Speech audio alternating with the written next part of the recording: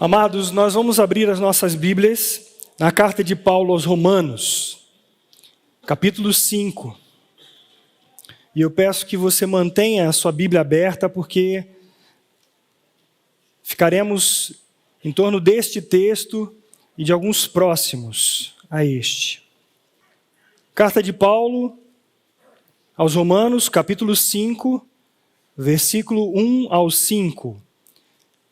Justificados, pois, mediante a fé, temos paz com Deus, por meio de nosso Senhor Jesus Cristo, por intermédio de quem obtivemos igualmente acesso pela fé a esta graça, na qual estamos firmes, e gloriamo-nos na esperança da glória de Deus. E não somente isto, mas também nos gloriamos nas próprias tribulações, sabendo que a tribulação produz perseverança, e a perseverança, experiência, e a experiência, esperança. Ora, a esperança não confunde, porque o amor de Deus é derramado em nosso coração pelo Espírito Santo, que nos foi outorgado. Vamos orar? Pai, mais uma vez podemos clamar ao Senhor: santificado seja o teu santo nome, glorificado, exaltado seja o teu santo nome nesta noite. Nós clamamos, Pai, para que o Senhor vivifique mortos em delitos e pecados, que o Senhor edifique a tua igreja, que o Senhor nos encha da tua alegria, porque sem o Senhor nada podemos. Nós te agradecemos e, confiado no Senhor, oramos em nome de Jesus Cristo. Amém. Queridos, eu coloquei o tema dessa exposição de hoje e no final há um ponto de interrogação e uma exclamação. Então entendam o tema: regozijando-se no sofrimento. E eu posso perguntar: regozijando-se no sofrimento? Ou regozijando-se no sofrimento? E nós vamos ver um pouquinho do que o apóstolo Paulo diz um pouco antes e o que ele tem por objetivo a falar com os irmãos da igreja de Roma e a nós nesta noite. No capítulo 3 e 4 da carta, Paulo ele tratou sobre a justificação pela graça por meio da fé. E aqui no capítulo 5, ele discorre sobre os efeitos dessa nova posição do cristão em relação a Deus. O versículo 1 que nós lemos trata da justificação, que é a salvação no tempo passado. Nós somos justificados. O versículo 2 trata da salvação no tempo futuro, ele fala de uma esperança. Os versículos 3, 4 e 5 tratam do estado atual de uma pessoa nascida de novo, que é da santificação. Nós chamamos também de salvação no tempo presente, cuja consumação é chamada de glorificação no tempo futuro. E hoje nós veremos um pouco com mais detalhes sobre esta salvação que o Senhor nos dá hoje, aqui e agora, nos fazendo passar nesta vida cristã por tribulações. E eu quero perguntar para você que, ao pensar na palavra justo, ou pensarmos numa definição do que é ser uma pessoa justa, o que vem à sua mente?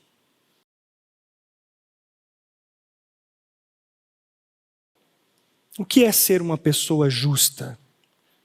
Qual o significado disso? Observando este termo no grego, ela diz que uma pessoa justa é uma pessoa reta na conduta e no caráter. É uma pessoa que ela é reta no julgamento das causas de outras pessoas. E também Aristóteles, um filósofo grego, ele disse que justo é o homem que cumpre e respeita a lei. E injusto é o homem sem lei, é o homem desonesto. E é interessante que essa palavra, a palavra justo, ela no grego tem essa expressão dikaios, ela tem uma definição de alguém que observa num sentido amplo toda a legalidade, é uma pessoa virtuosa, uma pessoa que guarda os mandamentos de Deus e tem como sinônimo a integridade. E a palavra contrária, o antônimo, adikos, o a de negação.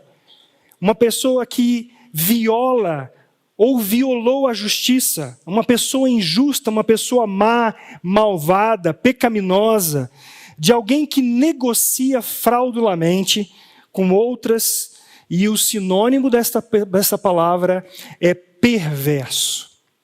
Então, uma pessoa justa é uma pessoa íntegra, e uma pessoa injusta é uma pessoa perversa. Então, quando nós mesmos avaliamos, por exemplo, um juiz, quando nós podemos dizer que um juiz é um juiz justo? Quando ele anda na lei, ele não é imparcial, ele julga retamente, ele tem uma medida, ele avalia segundo esta medida. E nós, no nosso nível também de seres humanos, o julgamos porque nós temos uma medida de justiça também. Porém, diante de Deus, há alguém justo? De fato, há alguém justo? Eu estou vendo algumas pessoas balançarem a cabeça assim, mas eu creio que muitos possam dizer que sim. Porque é muito fácil nós olharmos para nós mesmos e nos julgarmos dentro da nossa medida. Afinal de contas, eu sou uma pessoa justa. Eu não mato, eu não roubo, eu não passo ninguém para trás. Essa é a nossa medida. Mas diante de Deus, vejamos aqui o próprio apóstolo Paulo dizendo aos Romanos, no capítulo 3, versículo 11 e 12. Volte aí uma folha e você verá que ele, se referindo ao que o salmista diz, lá no Salmo 14, de 1 a 3, o apóstolo Paulo diz assim: não há quem entenda, não há quem busque a Deus. Todos se extraviaram, a uma se fizeram inúteis. Não há quem faça o bem, não há nem um sequer.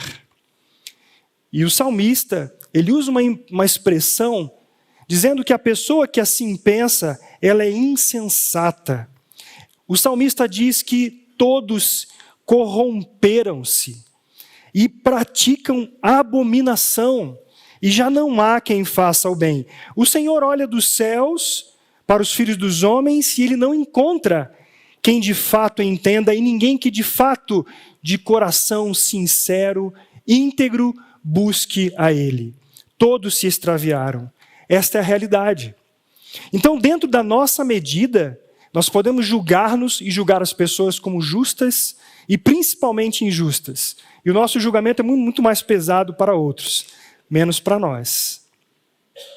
Mas a Bíblia está dizendo, aqui no capítulo 3, no versículo 23, por isso deixe a sua Bíblia aberta, o apóstolo Paulo está dizendo que todos pecaram e carecem da glória de Deus. Todos. E nesse todos ninguém escapou. Ninguém escapou. Olhando aí no capítulo 5, o versículo 12, o apóstolo Paulo diz assim: portanto, assim como por um só homem entrou o pecado no mundo, e pelo pecado a morte, assim também a morte passou a todos os homens, porque todos pecaram. Então eu quero dizer para você, e isso serve para mim, diante de Deus, fora a ação de Deus, não há ninguém justo. Não há ninguém justo. E, sendo assim, qual é a nossa condição para com Deus? O texto nos diz que se nós somos contrários a Deus, nós somos inimigos de Deus. O inimigo de Deus está debaixo da ira de Deus. E aqui eu quero que você preste muita atenção, porque se você ainda não crê no Senhor Jesus Cristo, você está debaixo da ira de Deus. Você que já nasceu de novo, saiba que hoje você não está mais debaixo desta ira.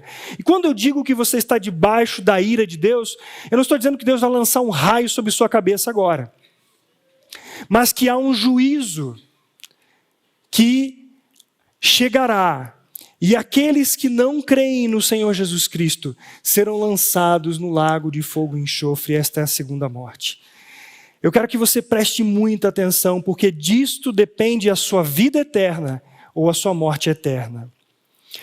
Se nós nascemos neste mundo com uma natureza perversa, maligna, separados de Deus, estranhos e inimigos no entendimento, a nossa situação de inimigos de Deus está com um grande risco sobre nossas vidas.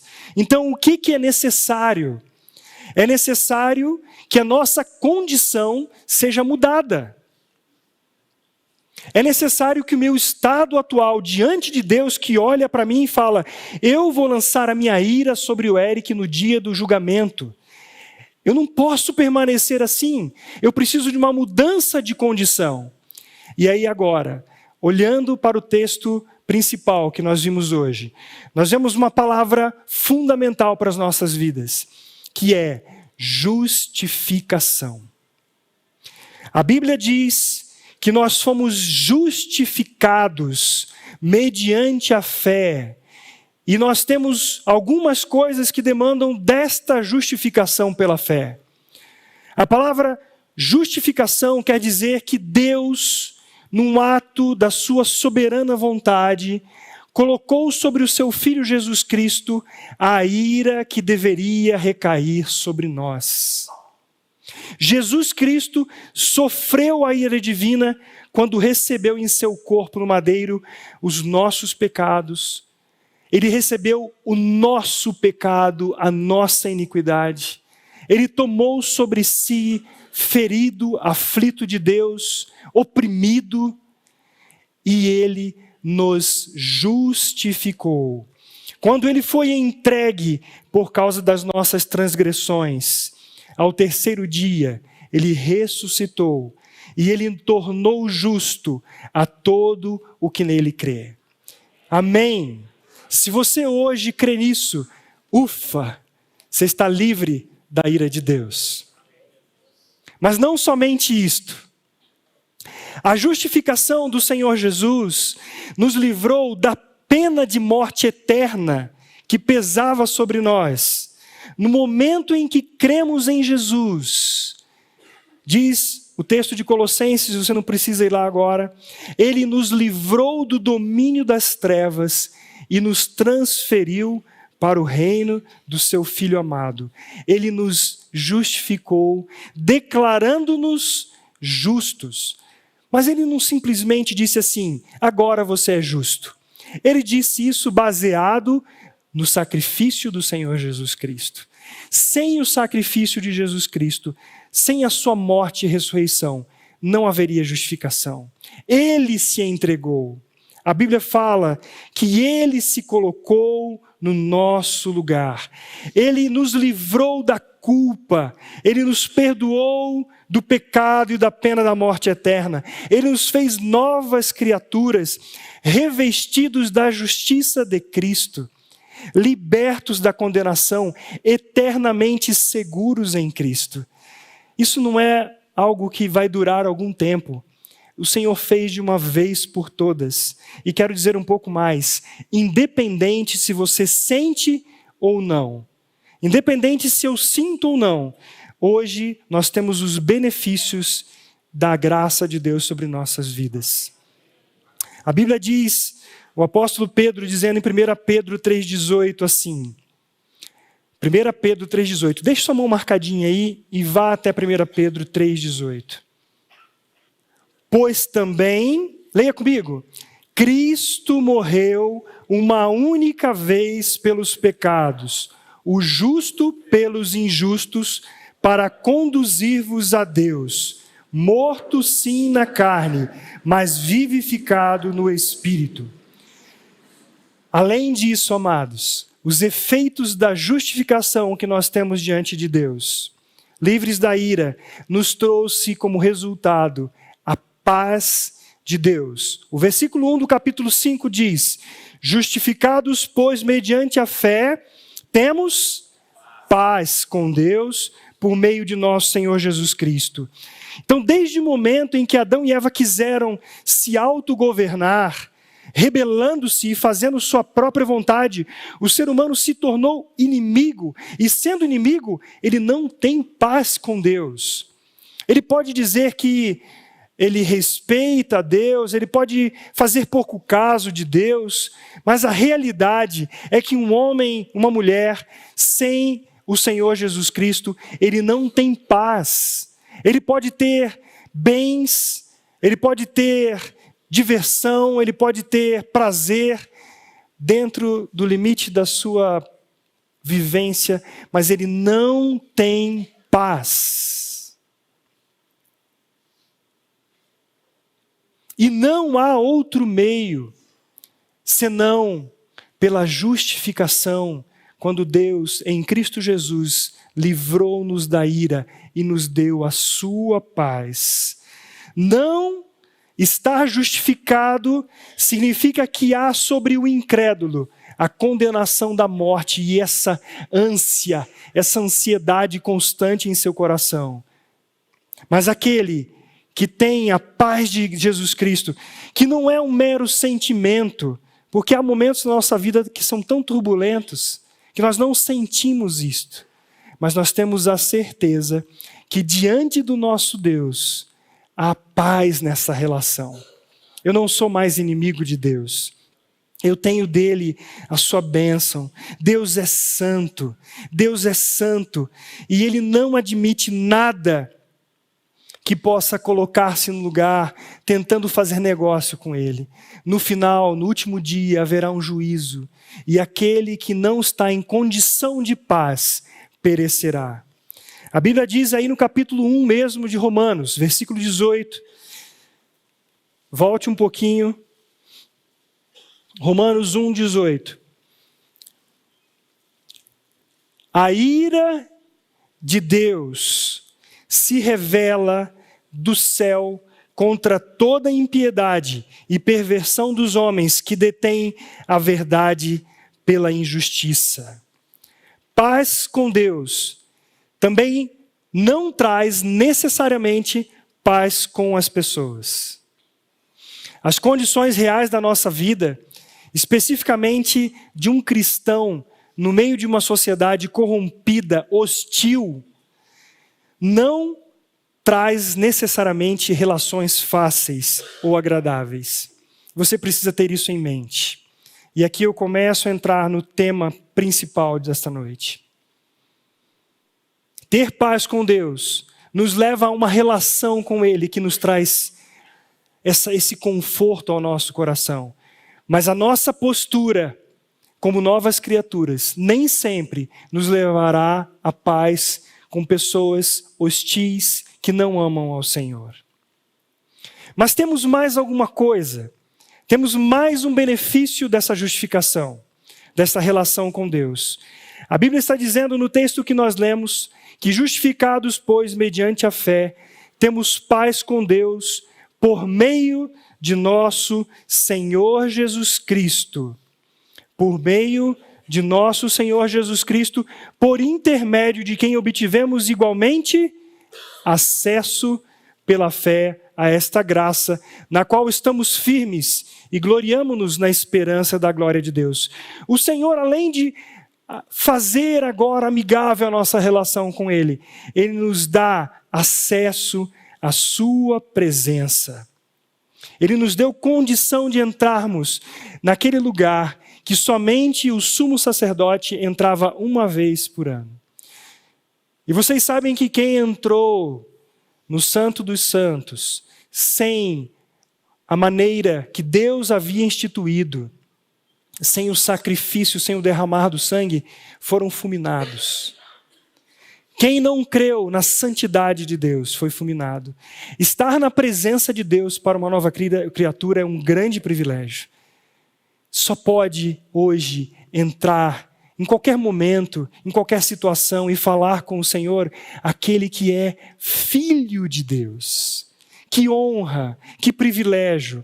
Temos o acesso por uma graça, um favor imerecido, que hoje, diante do Rei dos Reis, podemos nos achegar com Ele e podemos conversar com o nosso Senhor.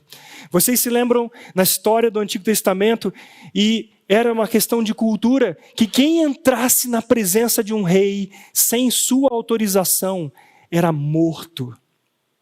Era a pena de morte na hora. E diante do Rei dos Reis, do Senhor dos Senhores, Criador do universo, nós não temos sequer a chance de entrar na sua presença, se não for pelos méritos de Jesus Cristo. Temos mais um benefício.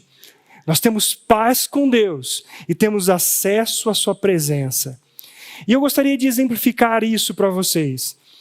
Eu não tenho, nenhum de nós aqui tem condições de submergir no mar ou numa piscina sem oxigênio. Nós não temos condições de permanecer ali sem oxigênio. Nós precisamos disso. E da mesma maneira, nós não temos como permanecer diante do Deus Santo sem o sangue derramado do Senhor Jesus Cristo. Por isso você pode exultar no teu coração, porque sobre a tua vida há o sangue precioso do Senhor Jesus Cristo, derramado em nosso favor. Aleluia! Esse acesso a esta graça nos traz alguma coisa a mais, amados. A Bíblia está dizendo aí no versículo 2, que foi por intermédio do Senhor que nós temos acesso pela fé a esta graça, no qual estamos firmes. E esta palavra quer dizer, essa firmeza no Senhor, está dizendo de permanecer e ser mantido íntegro na presença do Senhor. Veja que agora sim, Ele nos faz íntegros diante dEle. Nós já vamos caminhar um pouco mais no texto e veremos que ainda nesta vida, nós precisamos desse trato na santificação, mas nós temos sobre nós o sangue do Senhor Jesus Cristo, que nos deu acesso e mais ainda, ela nos sustenta. Não é por causa da nossa capacidade, não é por nossa justiça, e o próprio apóstolo Paulo, falando aos Filipenses, ele diz assim: eu quero ser achado em Cristo, não tendo a minha própria justiça, mas a justiça que vem do Filho de Deus. Porque a nossa justiça, sabe o que ela é comparada? Ela é comparada a uma imundícia. Ela é comparada a um sangue que ficou ali da menstruação dias e dias, ele foi apodrecendo, e era assim que a mulher no passado não tinha o absorvente, e ficava aquele pano, e aquele sangue, aquela coisa trazendo um nojo até pelo seu estado. A nossa justiça é assim. Por isso eu disse aqui no início, se você ainda não creu no Senhor Jesus Cristo, é um clamor que você, pela graça de Deus, clame: Senhor, tem misericórdia de mim, porque a sua justiça está levando você ao inferno, à morte eterna.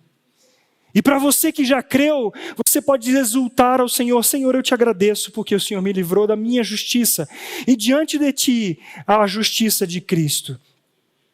E não é na presença do Senhor esse acesso para apenas uma entrevista, é para nós permanecermos sempre na família de Deus. Mas vejam, amados, que o texto continua e diz que este acesso não é por algum recurso natural que nós tenhamos. Este acesso à presença do Senhor é pela fé a esta graça, favor imerecido. Não há no ser humano naturalmente algo que ele possa fazer. É uma tolice pensar que nós podemos alcançar alguma coisa diante de Deus. Nós não podemos produzir, é dom de Deus. E é a convicção dessa verdade sobre Deus, do seu poder, da sua autoridade, da sua soberania, assim como do seu amor, só pode vir a nós pela revelação de Deus por seu Santo Espírito. Então, amado, não é porque você fez alguma coisa, não é porque você possa fazer algo, mas por esse favor de Deus. E eu, pensando em exemplificar isso para vocês da melhor maneira, e eu fui buscar o seguinte: vocês já viram o salto em altura nas Olimpíadas ou alguma competição? Você que talvez tenha participado da educação física escolar, não é? Tenha participado do salto em altura. O recorde masculino do salto em altura é de Javier Sotomayor, 2,45 m. Eu tenho 1,83 m. Acho que tenho ainda, né? A gente vai envelhecendo e vai achatando. A altura que este homem saltou, já há 30 anos esse recorde se mantém, é 2,45 m. Acho que passa disso aqui. Saltando, vem correndo, faz o salto. 2,45 m. O recorde feminino é de 2,9 m. Talvez aqui eu consiga. Agora, vocês já viram o salto com vara? Aquele atleta vem correndo, se apoia na vara e salta. Sabe qual é o recorde do salto em altura? 6,24 m de Duplantis. E da Helena Zimbayeva é de 5,6 m. Agora você imagine o sarrafo lá em 6,24 m. E vem aquele corredor, aquele saltador, sem vara, e ele se esforça e ele tenta. O recorde é 2,45 m. Ele vai chegar perto? Nem no meio. Assim é o sarrafo de Deus, a santidade de Deus. Por mais que você treine, por mais que você se esforce, por mais que você estude, por mais que você venha à igreja, que você entregue o dízimo, que você sirva, o sarrafo de Deus está lá em cima. Mas sabe o que Jesus Cristo fez? Ele veio e ele se entregou e ele cumpriu a norma de Deus. Ele cumpriu a vontade de Deus. Ele ultrapassou. Mas ele não foi lá em cima, ele foi lá embaixo. Ele foi no mais profundo. Ele assumiu a nossa natureza perversa. E ele foi mais fundo ainda. Ele foi ao inferno, a palavra de Deus diz. Somente porque ele nos ama. Porque ele tem o seu amor que foi derramado em nosso coração pelo Espírito Santo que em nós habita. É maravilhoso isso. É maravilhoso sabermos aqui, como o apóstolo Paulo fala no capítulo 8, versículo 1. Veja bem, 8:1. E eu gostaria que você agora trouxesse para você esse texto e dissesse assim, primeiro no seu coração, o seu nome, e depois em voz alta, o que está dizendo aqui. Então eu quero dizer assim, eu, Eric. Agora diga o seu nome aí no seu coração e leia esse texto. Agora, pois, já nenhuma condenação há para os que estão em Cristo Jesus. Não há mais condenação para aqueles que estão em Cristo Jesus. Essa graça que nos firma, que nos sustenta, que nos faz permanecer nesta nova posição.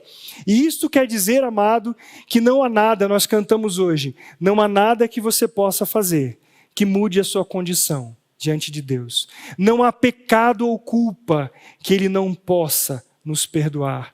E não quer dizer que por isso alguém vai se chafurdar no pecado, porque se isso acontecer, não entendeu o que diz o Evangelho. Não entendeu.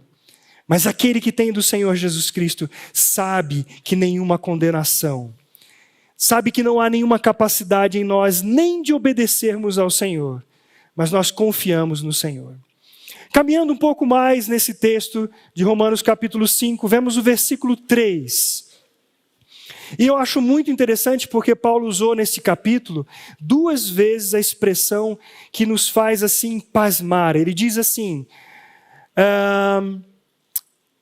Cadê aqui? Voltando. Ele diz no versículo 3, olha, vocês têm agora justificação, vocês têm paz, vocês têm acesso, vocês estão firmes, vocês se gloriam na esperança da glória de Deus, e eu vou voltar a essa questão da esperança mais no final. E agora ele diz assim, olha, e não somente isto, mas também nos gloriamos nas próprias tribulações. Então ele dizendo assim, olha, isso não é tudo. Não apenas experimentamos a paz que vem de um Deus santo, justo, de um Deus que é irado contra o pecado. Não é só isso, não é apenas isso. Não é só agora permanecerem com esta graça e terem acesso ao trono da graça. Não é apenas isso, mas há algo que nós precisamos aprender, que é regozijarmos na esperança da glória futura, gloriarmos-nos nas tribulações. O capítulo 5, o apóstolo Paulo falando sobre isso, ele tem em mente os judeus lá do capítulo 2, para o qual ele se refere, que esses judeus estavam se gloriando porque eles se achavam mais especiais, que eles eram uma elite diferente dos gentios pagãos, porque tinham as escrituras, porque eram filhos de Abraão. Eles tinham um orgulho de serem mais espirituais e diziam tipo assim, nós conhecemos o único Deus verdadeiro, mas vocês não. Nós somos melhores que vocês. Eles estavam se vangloriando. Então Paulo usa aqui esta expressão, nós também nos gloriamos nas próprias tribulações, mas a palavra aqui mais adequada é nós nos regozijamos nas tribulações. Nós nos regozijamos nas tribulações ou nós nos regozijamos nas tribulações? Qual é a realidade? Qual é a realidade? Mas vejam que Paulo, ele traz uma palavra especial para a gente. Ele diz que nós nos gloriamos nas próprias tribulações, sabendo que esta tribulação tem algumas consequências. Há algumas coisas, alguns efeitos desta justificação que nos faz regozijar. Regozijar. O novo relacionamento com Deus traz isto para o nosso coração, e eu gostaria que nesta noite nós saíssemos daqui entendendo a importância do que o apóstolo Paulo diz para nós, sobre estas tribulações sobre nossas vidas. Nós nos alegramos, nós nos gloriamos nas tribulações. Parece que é um nível hard da fé cristã. Parece que somente quando entendermos o que significa a tribulação em nossas vidas é que nós, de fato, chegaremos a nos regozijar. Regozijar em meio às pressões, regozijarmos em meio às aflições, às angústias, às dificuldades. E eu quero afirmar aqui mais uma vez, toda nova criatura não está fora deste currículo. Todos nós, os filhos de Deus, passamos e passaremos por tribulações. Aquele que vai a Deus, à religião, achando que ele terá uma vida melhor, está redondamente enganado. Do ponto de vista humano, é o contrário. Parece que, já ouvi algumas vezes as pessoas dizendo, parece que agora que eu creio no Senhor Jesus Cristo, parece que eu tenho mais problemas. Parece que as coisas, eu estou atraindo mais problema para mim. Tanta coisa tem acontecido. Mas o apóstolo Paulo, como um de nós, experimentou algo maravilhoso. Eu gostaria que você abrisse a sua Bíblia agora em outra carta dele. Segunda carta de Paulo aos Coríntios, capítulo 12, do versículo 7 ao 10. Para que nós entendamos que isto que ele está dizendo não é algo para os super cristãos, mas é para todos nós. Segundo aos Coríntios, capítulo 12, do versículo 7 ao 10.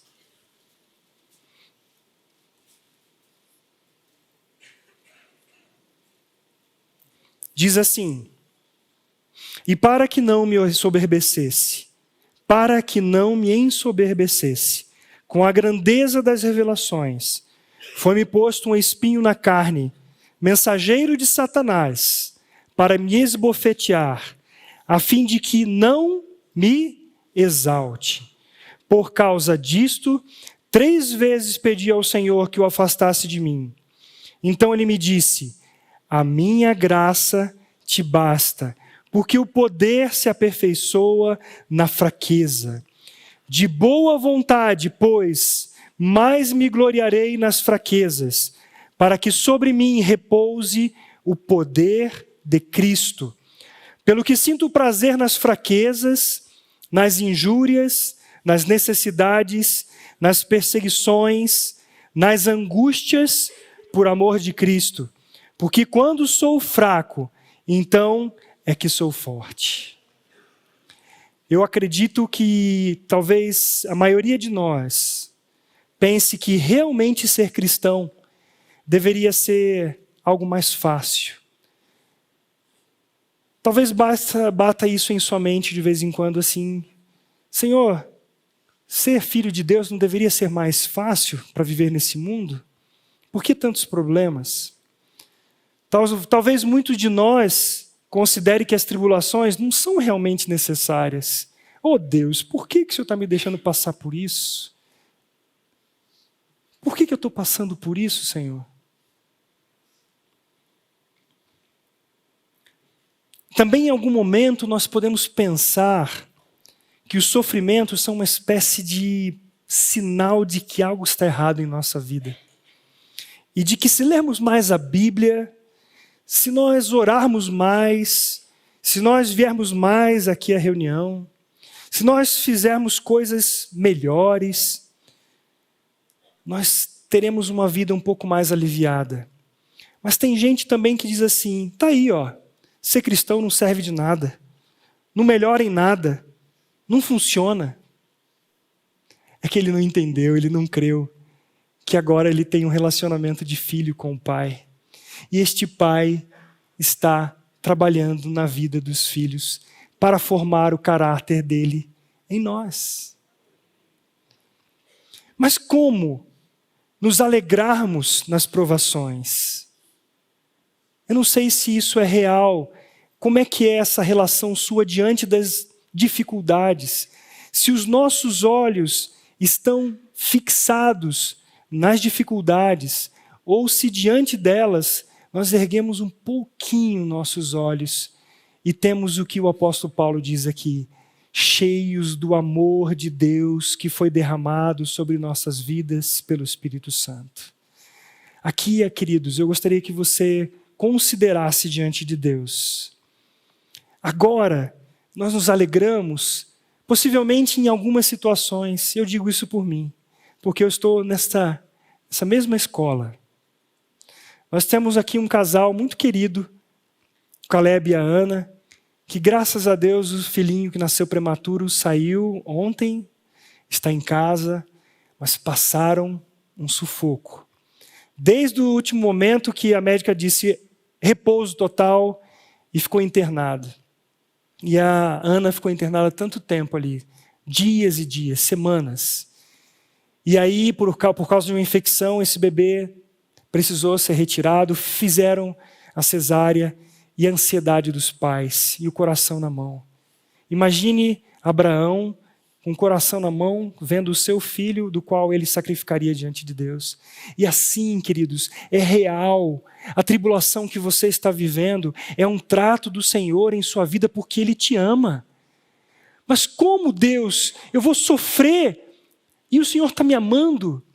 É porque nós olhamos para o nosso nível de justiça, nós olhamos para o nosso nível de capacidade, nós não olhamos para esse Deus que entregou a vida do seu próprio filho. Você acha que um Deus entregaria o seu próprio filho para depois deixar ao léu todos os seus filhos para que sucumbissem? Não. Ele resgatou para tê-los para si. E quando lemos ali o capítulo 12, se eu não me engano, de Hebreus, nós vemos relatos de filhos de Deus que foram livrados da morte, que as esposas tiveram seus maridos pela ressurreição, e aí o povo de Deus fica assim, viu? Como é que é aquela exultação? Olha, esse triunfalismo. Mas não, o texto de Hebreus continua dizendo que muitos foram cerrados ao meio, perderam a sua vida, não alcançaram aquilo que esperavam, porque eles tinham algo superior.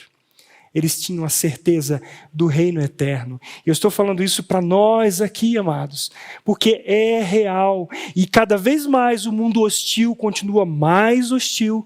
E a tendência é que nós passemos, tanto pessoalmente quanto a igreja de Cristo, provando os nossos corações, para que sejamos aprovados. Então, não é por causa das tribulações, mas é em meio às tribulações que nós podemos aprender a viver contentes em qualquer circunstância, como disse o apóstolo Paulo. Então aqui nós precisamos ter em mente que qualquer coisa que torne a nossa vida mais difícil e ameace a fé na bondade, no poder, na soberania, na sabedoria de Deus, é uma tribulação. Mas o versículo 4 continua dizendo de um processo em nossas vidas, que é como se fosse uma escada. O apóstolo Paulo, no versículo 4, diz que ele pegando o final do versículo 3, que as próprias tribulações na qual ele exulta, na qual ele se alegra, ela produz perseverança. A palavra perseverança significa estabilidade, constância, tolerância. A característica da pessoa que não se desvia de seu propósito e de sua lealdade à fé e piedade, mesmo diante das maiores provações e sofrimentos. Essa palavra perseverança também é traduzida por paciência em algumas versões. Essa constância, essa paciência é um hábito de resistência, de resiliência. É a paciência cristã que implica, sabe em quê? Na nossa submissão à vontade de Deus. Quando que nós ficamos impacientes? Quando nós não submetemos a ação da soberania de Deus. Senhor, o Senhor sabe. O Senhor tem o controle. Nada fugiu das tuas mãos. Então, a tribulação pelas quais passamos, ela produzirá em nós paciência, certeza de um Deus soberano. Isso traz segurança ao meu coração. Isso traz firmeza ao meu coração. Nós somos tão relutantes, não é verdade?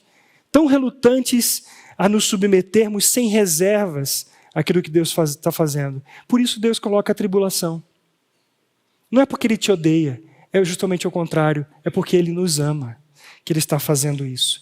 Mas essa perseverança trará algo mais, que é a experiência. A experiência é um caráter aprovado, é um valor comprovado. Mas a prova implica que a aprovação prove que a fé é genuína. Prove os nossos corações para vermos onde estamos depositando a nossa confiança. Então veja que a tribulação produz segurança na soberania de Deus, que também provará o nosso coração, nos trará experiência para que nos capacite a viver nesta vida diante das dificuldades. E tem uma coisa a mais. Esta experiência, o apóstolo Paulo diz, que produz a esperança. E essa esperança é um regozijo na expectativa confiante na eterna salvação de Deus. Veja que esta esperança, quando ela traz ao nosso coração pela perseverança, pela experiência, ela diz dessa genuinidade da nossa confissão de fé, de tal maneira que nós podemos abrir o nosso peito e dizer: eu sou de Jesus Cristo, mundo perverso, porque Ele me amou e por graça me salvou. Eu quero dizer para você que se você se entregar ao Senhor, você também experimentará desta salvação eterna em Cristo Jesus. Essa esperança nos sustenta, porque nós esperamos desfrutar da glória eterna do Senhor. Nós não esperamos somente nesta vida, nós esperamos pela glória eterna do Senhor. E aqui, eu gostaria de falar para você um pouquinho sobre esta glória. A palavra doxa, essa glória fala de uma manifestação de todos os atributos de Deus, da natureza de Deus. A glória de Deus é o esplendor radiante do seu ser.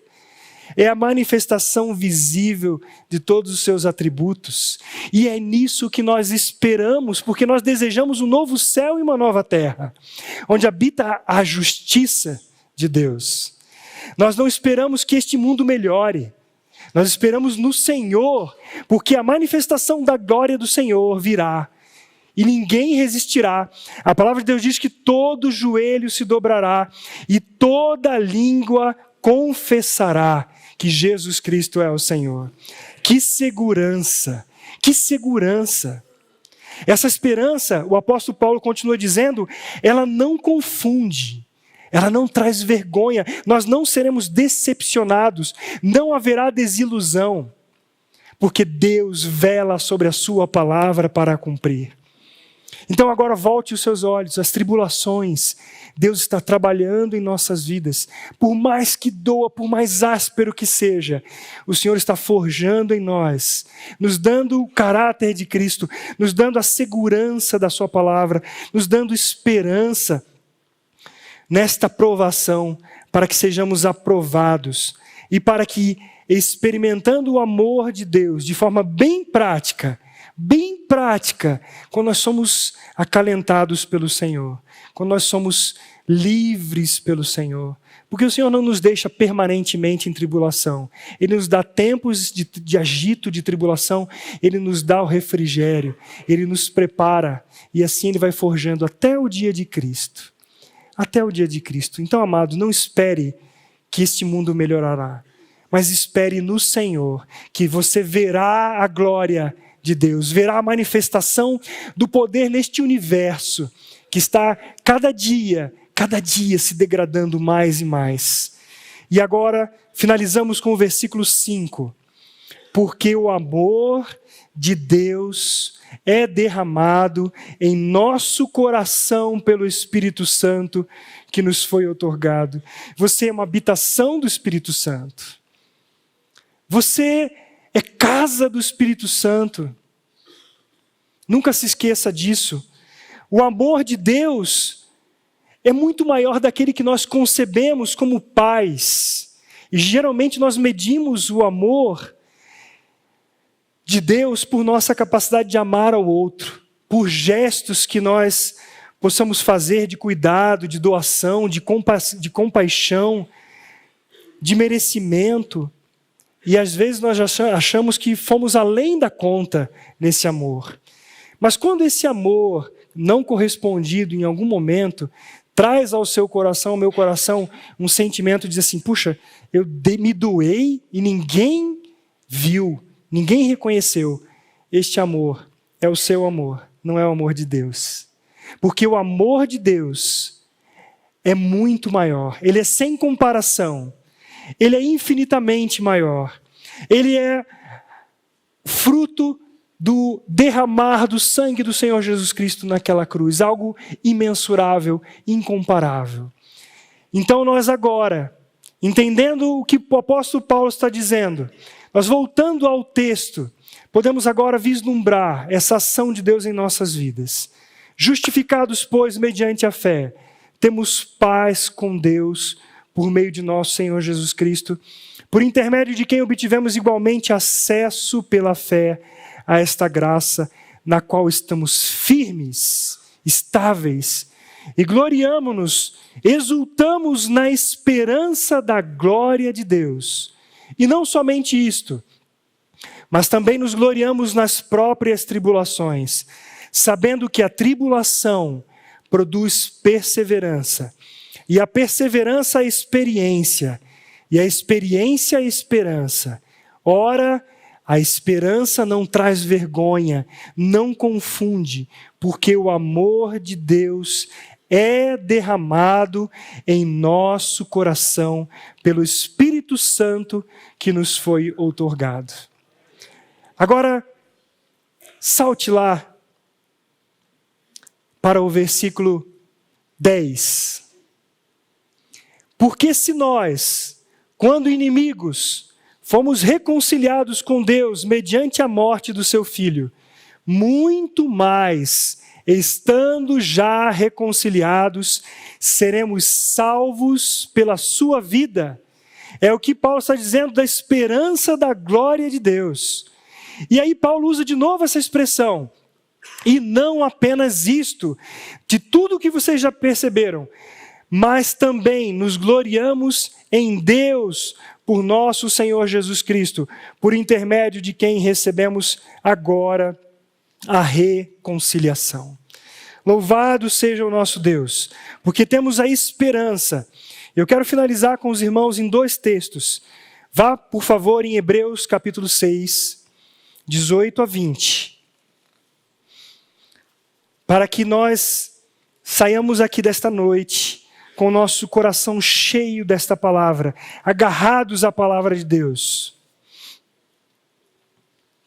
Hebreus 6, 18 a 20 diz assim, sobre a esperança, para que, mediante 2 coisas imutáveis, nas quais é impossível que Deus minta, forte alento tenhamos nós que já corremos para o refúgio, a fim de lançar mão da esperança proposta, a qual temos por âncora da alma, segura e firme, e que penetra além do véu, onde Jesus, como precursor, entrou por nós, tendo se tornado sumo sacerdote para sempre, segundo a ordem de Melquisedeque.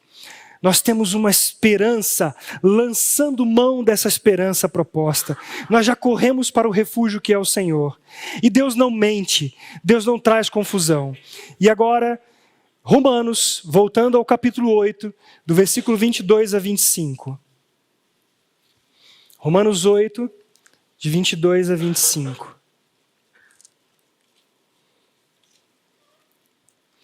Porque sabemos que toda a criação, a um só tempo, geme e suporta angústias até agora.